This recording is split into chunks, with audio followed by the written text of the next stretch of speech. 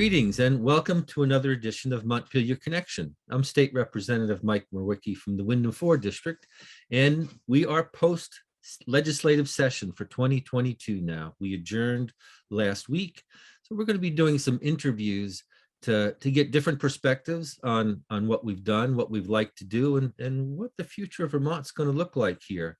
I have a special guest here today. It's Representative Sarah Copeland-Hanzas from Bradford. Welcome, Sarah. Good morning. Thanks for having me, Mike. Yeah. Sarah is the chair of House Government Operations Committee, the committee that I was assigned to this year. And we did a lot of work that I feel good about and that we needed to do. And we can talk about that some more and what the future of Vermont looks like, some work that we need to do. And I think what we'll start is just I can give a little introduction to your leadership and why it's been great to work with you, that you're not just the chair of Government Operations Committee, you're the co-chair of the Climate Solutions Caucus. And we did a lot of good work, but we left some important things on the table. And I have to say, I'm really disappointed with the governor this year, that especially at a time when oil companies have their knee on our neck with the wild price increases, we need to get away from being so dependent on oil. We had a good chance to do that with the Clean Heat Standard bill, and the governor vetoed this. I think it's a real missed opportunity. Anyway, yeah, that was really disappointing. Yeah, and we have more work to do though there. And I also want to talk at some point about your leadership in women's issues, women's safety, and there's a lot of important things that you've been a great leader on. So we'll start with government operations. We had some big things to start with here. First of all, the every 10 years reapportionment, where we have to take the Rubik's Cube that doing every county is and multiply that by 14 for the 14 counties. And you had a lot of pressure on you to do this, a lot of pressure from a lot of people who at one point or another might not have been too happy, but we have to make the numbers work. So going into this, what were your thoughts on reapportionment? Well, I was frankly pretty terrified about whether we were going to be able to get it done in the time frame that we needed to. The census data was delayed last year because of machinations from the Trump administration, just in delaying the release of that data. And then, of course, on the other end, we were hearing from our elections division that we really needed to have the maps completed by April 1st so that all of that data could go into building the districts so that everybody gets the correct ballot in the mail. If in the last decade your town was in one district and now your town's in another district, well, we got to make sure that everybody gets the correct ballot. And so we were backed up in terms of the 2020 data release, and then we were squished in terms of needing to finish redistricting. And so I just knew that it was going to be a really intense process. And then on top of that, as you remember, the uncertainty of whether we would even be able to get back into the building and work in person, because frankly, we did a lot of work on bills over the last 2 years by Zoom, because it's fairly easy to transmit, here's the bill language, it's in your email, you open it up and you read it. Well, it's not that easy when it comes to maps, and map files are humongous files. And it's not, there wasn't a whole lot of certainty that we had the tools that we would need to do it virtually. So I'm really glad that we were able to work in person. Well, I have to admit that you and all of us were under fire a lot of the times, hearing from people from all over the state who had ideas of how it should go. And I think you exemplified grace under fire. So thanks for your leadership there. Thank you. And we got to a point, though, where I forget the actual vote, though, but it was close to unanimous, wasn't it? Yeah, I think there was maybe a handful, maybe a dozen no votes.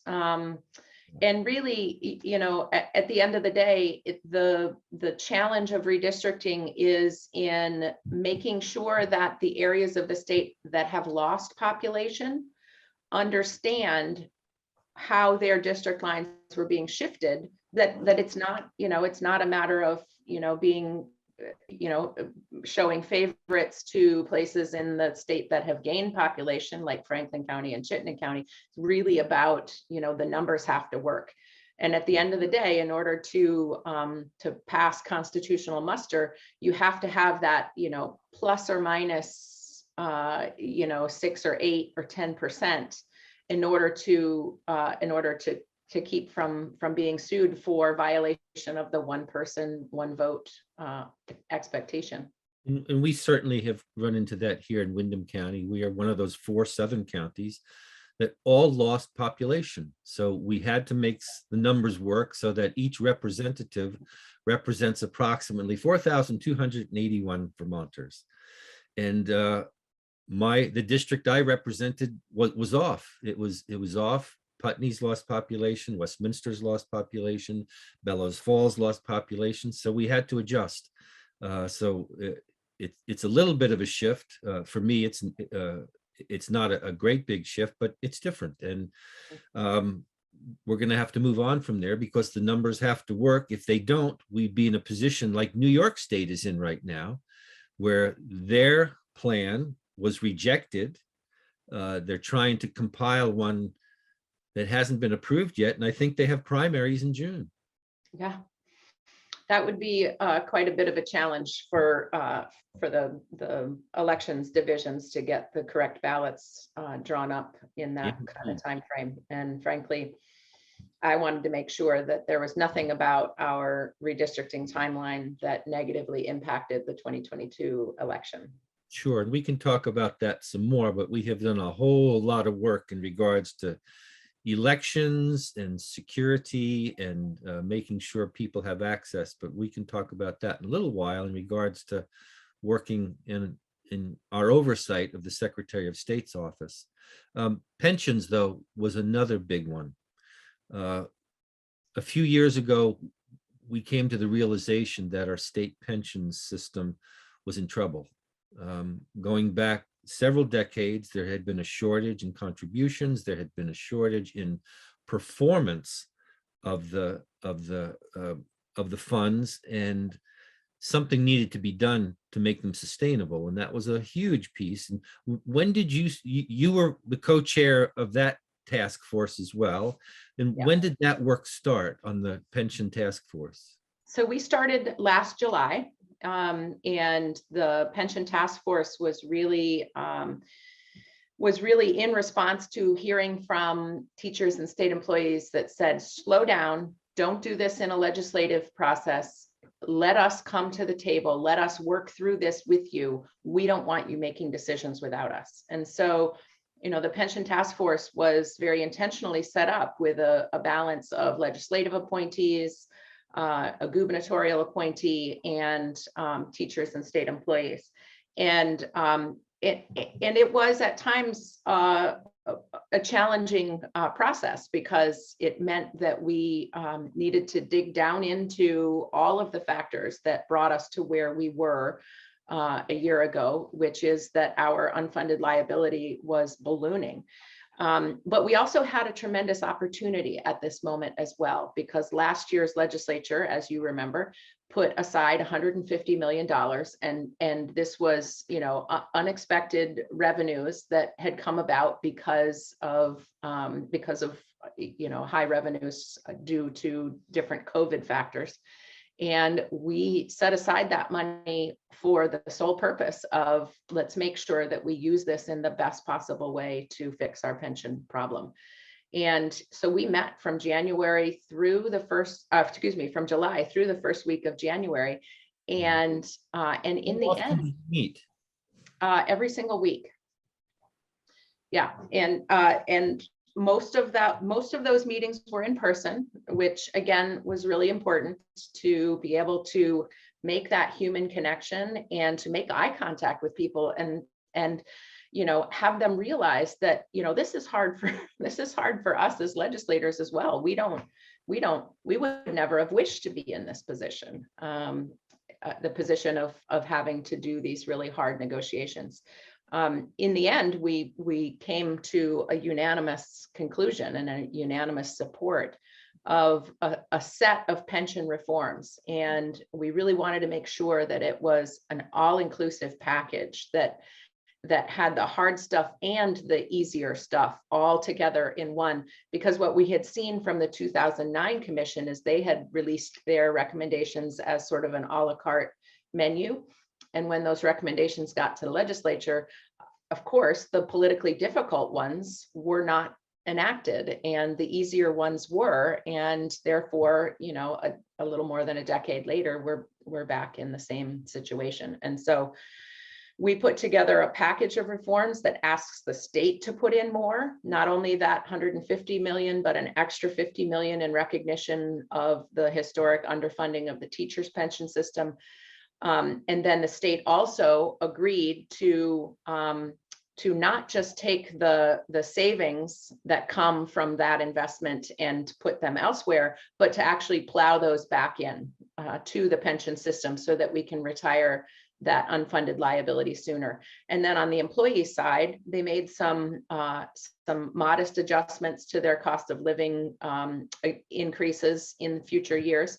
And then all of the employee groups agreed to increase their employee contributions. And so the coupling of those state reforms and employee side reforms amounted to a $2 billion decrease in the state's unfunded liability, which I'm really proud of. It's not enough. We need to keep a close eye on it, but it's really a tremendous return on investment for $200 million in state incentives, our state payment, and then employee contributions on top of that.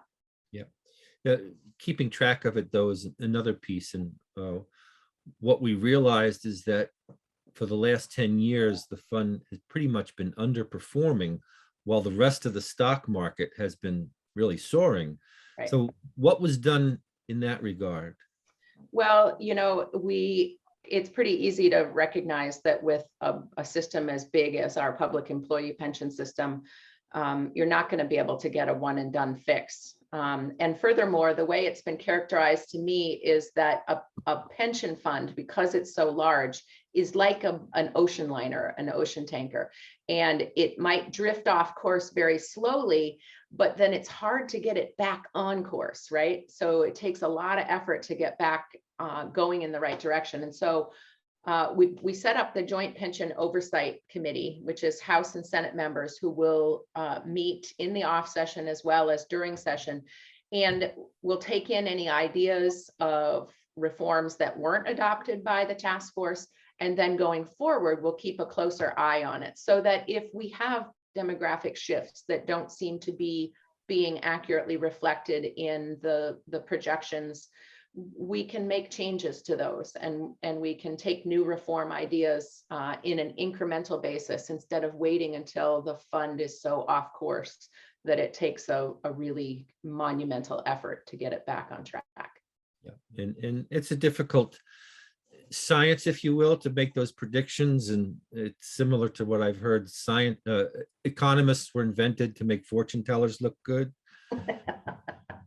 And we don't know, so we have to keep track of things on a better basis than we had. So a big lift, but you brought those people together. You and our senator down here, Senator White, chaired that, and I have to say that this was another area where you took a lot of heat. There was a lot of pressure on you, but I would say that both you and Senator White, under that pressure, helped lead a lot of people doing a lot of good work and coming to a good outcome. Yeah, it was really a matter of coming together as human beings and really just saying, look, we all want to work together to make this solution happen. And I was really pleased with the collaboration of the teachers and state employees on the task force. And I want to mention also some other leadership that helped this happen, though, because Speaker Kowinski and Senator Ballant, who head the House and Senate, they were clear that we needed to address this. They could have kicked it down the road the way it's been done for years and let somebody else deal with it. But they knew they were going to take a lot of heat, but they also knew that for the good of all these workers and for the whole state. We needed to do this. So I applaud them too for making those tough decisions that needed to happen for this. Yeah, the process would not have gotten started without the backing of the speaker and the pro tem. So thank you to Senator Mallon and Representative Krawinski for launching us in that direction. Yeah, well, not to make light of the pension though, but I want to move on to another area that you've been a real leader on for years now, and that's climate. We know we have to do something. We've known for years we've had to do something, but how to do that? And we had the Climate Solutions Caucus, and I would say, without trying to disparage anyone, we were not as well organized as we could have been. We had a lot of people supporting this, but the efforts weren't organized. They were rather diffuse. And then you and Senator Pearson came on to take leadership, and it changed everything. It's how we got the Climate Solutions Bill passed. But what was that like, trying to herd those cats into being organized and concentrating our efforts so we could get some things passed? Well, before Chris and I took over as leaders of the Climate Caucus, we had been observing for a number of years how easy it was for sort of the moneyed interests and the status quo to sort of shoot holes in any solution that we might offer in the legislative realm. And so what we realized is not only do we need to get organized within the building, because we have a group of 85 or 90 legislators in the House and the Senate who are passionate about meeting our climate goals, but we needed to get more going on the outside of the building, out in the cities and towns in Vermont, so that you all as Vermonters would reach out to your representatives and senators and say, please support, Bill 182 or whatever it was. And that outside of the building organizing was something that the Climate Caucus had never done before. But we went on a roadshow in 2019 in preparation for the 2020 session, when we knew we wanted to move forward with this Global Warming Solutions Act, because we knew that we needed to put our aspirations into statute as requirements, because the only way to make hard decisions in the end is if you set an expectation or an actual statutory requirement to do that. And so we put our Paris climate goals into law and said the state of Vermont is responsible for meeting these goals. And that set up the Climate Council as well, which is a diverse group of Vermonters from ordinary citizens to government officials to business leaders to municipal leaders. And the Climate Council has really been doing a fabulous job over the last year of coming together and suggesting ideas of things that work for Vermont, things that work in all communities in Vermont. And some of those things are ideas that need to come through the legislature to be enacted, such as the clean heat standard. Others of those things are things that agencies within the state of Vermont can just write rules on and begin to work on. And so, leading the Climate Solutions Caucus was really a matter of, hey, let's figure out why what we've been doing before now doesn't work. And then let's try it a different way. I have to give a shout out though, because in addition to sort of the broad array of Vermonters from across the state who have followed the Climate Solutions Caucus and have followed our calls to action and reached out to their own legislators, there's a special subgroup of Vermonters who I think deserves a lot of credit, and that is the youth climate activists. There are youth climate activists from around the state. They tend to convene in high schools and middle schools around the state, and their voice has been very impactful, rightly so, because it is their future and their ability to thrive that is at stake here if we don't figure out how to slow the pace of climate change.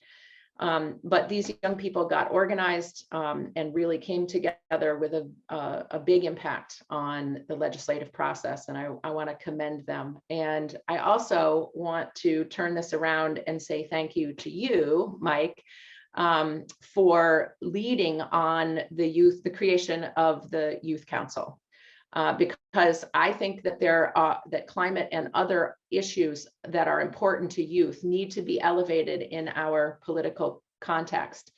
And the fact that this Youth Council is going to report to the governor and report to the legislature on recommendations, I think is really such a wonderful thing for Vermont's future, because we need these young people to engage in the political process and to tell us what they think they need in order for Vermont to be the kind of place they want to call home. Yeah, well, that's what it was all about, is to bring their voice to the table. And the law says we have to listen to them. We have to meet with them. And, this started with our youth, and there were some of us that were listening to them, Representative Lanfear, Representative Coach Christie did a lot of work behind the scenes to find the funding for this. But it was a good example of how the process can work and how it can take a while. It was 4 years that we were trying to get that bill passed, but we knew that it's important if we want youth to be invested here in Vermont, we have to listen to them, and that's what that State Youth Council does. Yeah. So another bill that you brought through your committee, though, so thank you. Absolutely. Well, it's really easy to see the value of helping youth voices enter into the political arena. Yep, and there's the voice of the former teacher there, right? I suppose I do happen to really kind of like teenagers, even though they can be prickly, and when they're your own, they sometimes give you the eye roll, Mom. You don't have teenagers now, do you? I don't. They're all No, my in their kids 20s. they're all grown and flown and currently living in San Francisco, but I'm pretty sure 2 out of 3 of them will be home within a couple of years. Yeah, great. That's what we want to hear. Exactly. Well, speaking of women and young women, though, I'd like to take a serious sidestep here to some other work that you've been a strong leader on for years, and that's safety in society, safety in the workplace. Can you share a little bit about the bills you've worked on to get passed to protect women? Absolutely. And really, I think the starting point of this conversation was really in that Me Too moment back in 2017, when a handful of very high profile sexual harassment cases came to the forefront.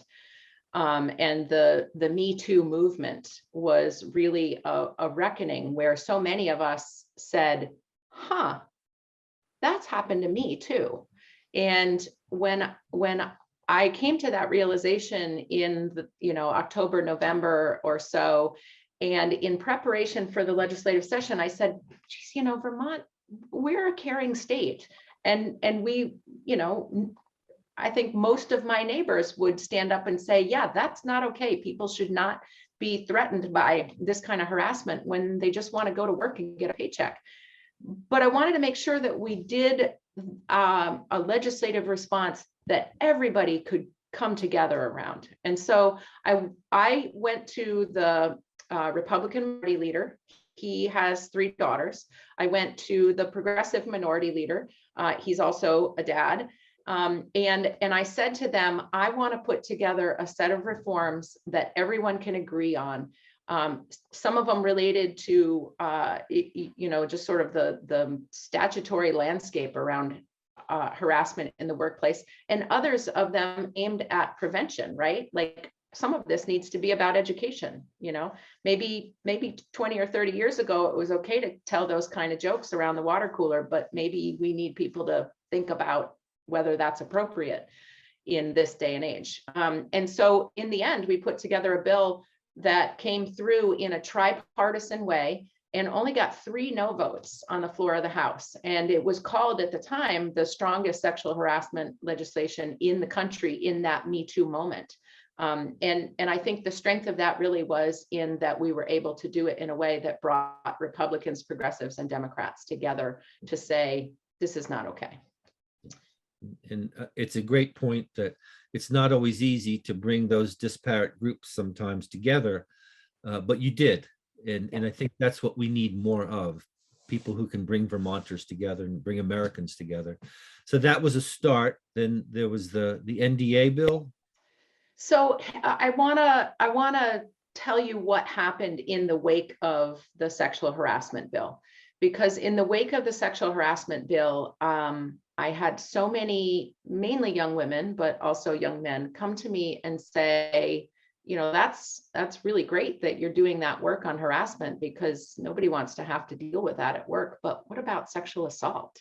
You know, what about the fact that, you know, that I reported my rape, and the investigator said that wasn't rape, that was just drunk sex. And sorry to get really candid here, but that is what has been reported to me, that happens when people report having been assaulted.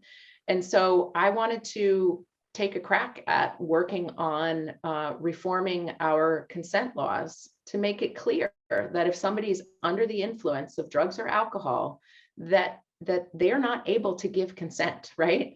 It needs to be very clear, you know, and in the end, so many young people came to me and told their stories, really painful stories of assault. And I think, again, this sexual assault legislation not only had some changes in the way the law works, but it also has some prevention aspects, because we know that that so many of these situations could have been prevented with a little better, honest and frank education about what consent means. And so in addition to modernizing the definition of consent, the bill also reinstituted this intercollegiate sexual violence prevention council, so that all of the colleges and universities around the state of Vermont will get together on a regular basis and talk about ways to prevent assault on college campuses. It's a long process, and it's a process of incremental change in order to get it right, to make sure that we don't swing the pendulum too far in one direction and see a backlash later on. And it's one that I think that Vermont is poised and ready to undertake. Yeah, and it's something that has to be systemic as well. And what that means is more men have to step up and, first of all, understand about consent and let go of these lame excuses that happen. And we need to involve parents. And it's a hot button issue right now on the role of parents in public schools. But I think this is something where we need to be partnering with parents, where what's happening in the schools and what's happening at home about the teaching of consent, especially, is essential to creating a safer world for women to be in. And as the father of daughters, I am all for this. So I appreciate your leadership on that. And if we can move on to the NDA piece. Yeah. So that was one of the stories that was told to me by people who had gone through the process of reporting their sexual harassment. And an NDA is a non-disclosure agreement. And so many times the settlement on a sexual harassment claim would include this non-disclosure agreement, which is to say that I may get justice today, but I can't ever talk about this again.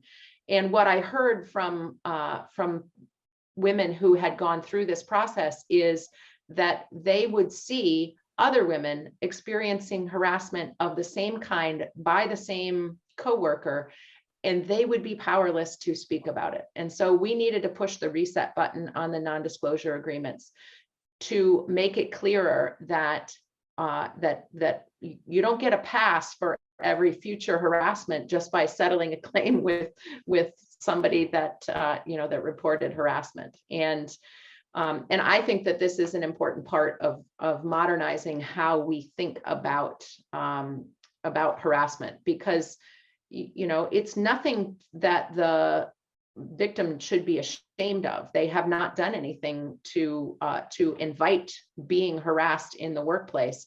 And in fact, when you report that harassment, we need to make sure that there isn't any sort of retribution happening to people who report harassment. And so the non-disclosure agreements and the do not darken my door provisions, which also were provisions of settlements that say, we'll settle with you, the victim, for this harassment, but you can never work for our company or any of its affiliates ever again. That's just punishing the victim, right?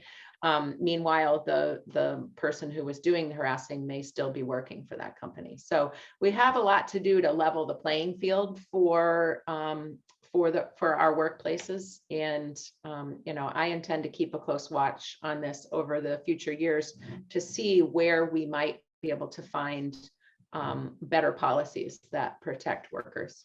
Yeah, well, I certainly appreciate your leadership that has done some good work, and overall, it's a most impressive legislative resume, which is why it's a little unfortunate that you will be leaving the legislature. But for the betterment of Vermont, my hope is that you're going to continue your public service as you enter the race for Vermont Secretary of State. Yeah, I'm really excited about the prospect of this race for Secretary of State. And, I'm running for the Secretary of State position because I feel like democracy is under threat. And, we can see from intentional misinformation to active voter suppression, we've seen threats to our democracy across the nation. But we also see threats to our democracy here in Vermont. And I'll tell you a little bit more about where I think we should concentrate. I grew up in a politically diverse household, and, we watched the 6 o'clock news during dinner every night, and we talked about current events, and we argued about politics on a regular basis in my politically diverse family. One of the biggest challenges that we have threatening democracy here in Vermont is that we don't know how to disagree with each other anymore. So I think we need to get back to the dinner table, and we need to get back to breaking bread with people that we might have ideological differences with, so that we can find a way to move forward. That's one of the strengths of Vermont. That you may disagree with your neighbor, but that he's going to pull you out of the snowbank in the dead of night in January when you need it, right? And so we've got to move beyond the ideological differences. And I would do that as Secretary of State by reinstituting the education and outreach coordinator position that Deb Markowitz had when she was Secretary of State. And that was really a position that was focused on engaging young people in how to participate in a democracy. And I would actually also take that one step further and make resources available to municipalities, because you probably have in your town similar situations that I do in my town, where different groups or different people might really be butting heads about something, and maybe the municipality needs a little support in how to navigate through, how to mediate some of the differences. And I think if we want to defend our democracy, we need to make sure that we get back to that dinner table and sit down and talk with people. Well, one of the things I enjoy most about being a legislator is going into classrooms and meeting with kids. And they're still using Deb Markowitz's booklet on how a bill becomes a law. Yeah. A big idea. So yes, I would certainly vote for more of that. But we heard accusations that Vermont's elections were not secure and unfounded, I would add, without any facts to back them up. And that's a challenge. That's a challenge when people try and bring ideas that other people in the country are really ideas without facts behind them, to try and foment chaos in our electoral system. So how do we address that? Well, you're not wrong that that there were allegations, unfounded allegations of election fraud. And the statistic for the 2020 election, which was a universal vote by mail election because of the pandemic, there were statewide, there were 7 allegations of potential election fraud. 6 of them were dismissed as being, we have 2 John Smiths on the checklist. It was John P. Smith, not John Q. Smith. And, those are easy to recognize once you dig back into them. Upon investigation, there was one that turned out was somebody who was intentionally trying to vote in person after he had knowingly mailed in his mail-in ballot. And so he was doing that intentionally to test the system and was caught. And got caught. Yeah. And, I want to give credit to our town clerks, because our town clerks across the state are our local elections administrators, and they are very diligent about their duties. And also it's their job to know who their voters are, right? And so they know how to administer elections in a way that double checks that the people who are on the checklist are the ones who are living in town, and that nobody is able to vote twice, as we saw in that one case in South Burlington. And so, I think that access to the ballot box needs to be of utmost importance to us in Vermont. If you want a thriving democracy, you need to make sure that people can vote, that they don't have to take time off of work to vote, that they can vote from the comfort of their kitchen table. And because of the success of the 2020 universal vote by mail, we have now made that permanent, as you know, because you were on my committee with me. We've now made universal vote by mail for the general election permanent. So as Secretary of State going forward, what I would like to see us do is make more information, impartial information, available to voters as they're sitting down at their kitchen table. Now, this isn't going to be able to happen this year because I'm on the ballot, hopefully this year, to run for the position. But in future years, if I'm the Secretary of State, I want to make sure that when you get your ballot in the mail, that you also get information in the mail that shows you, who these people are on the ballot. How do you find their website? How do you find the impartial, information about what these people stand for?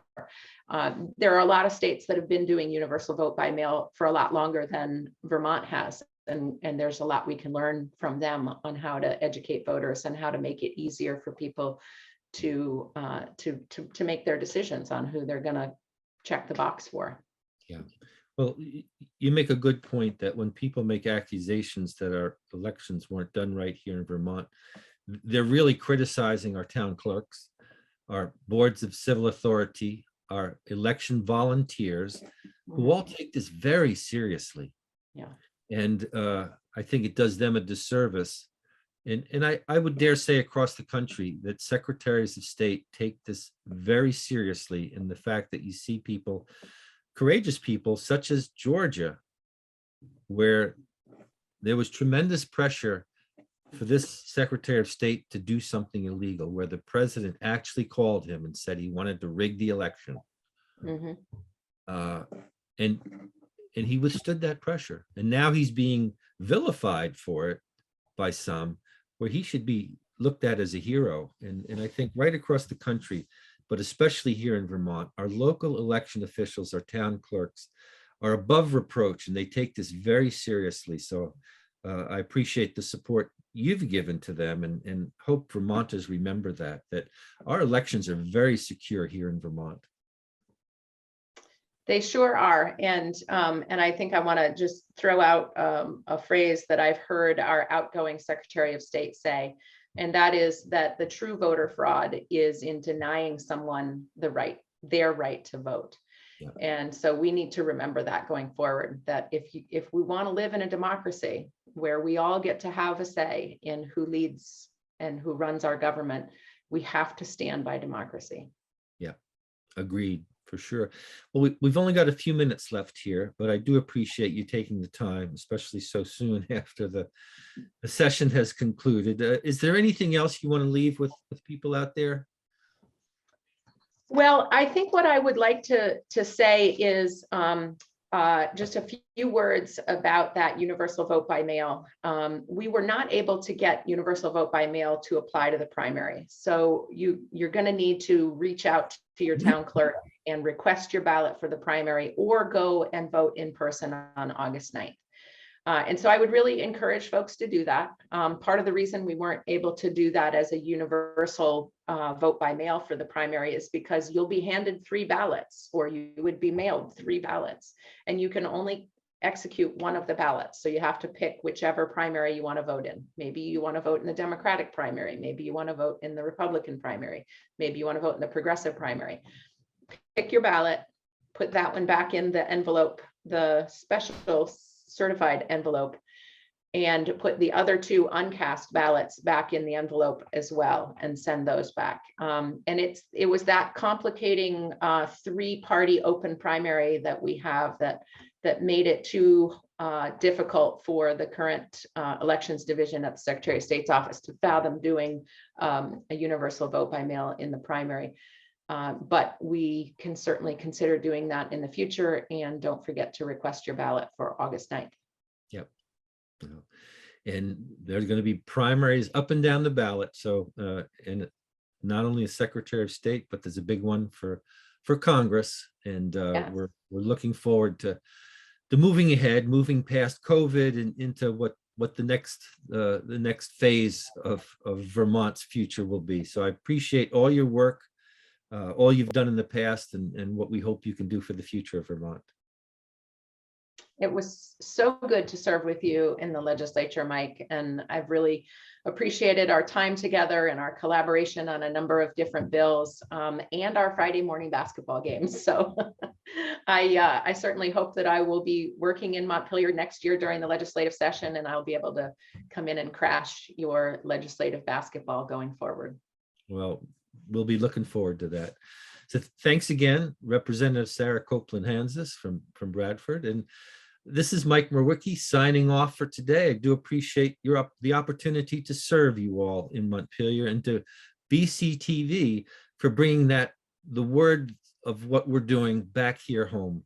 The folks at BCTV have been working hard right through the pandemic and doing a great job. So we appreciate what they've been doing. So thank you, and see you next time. Bye-bye.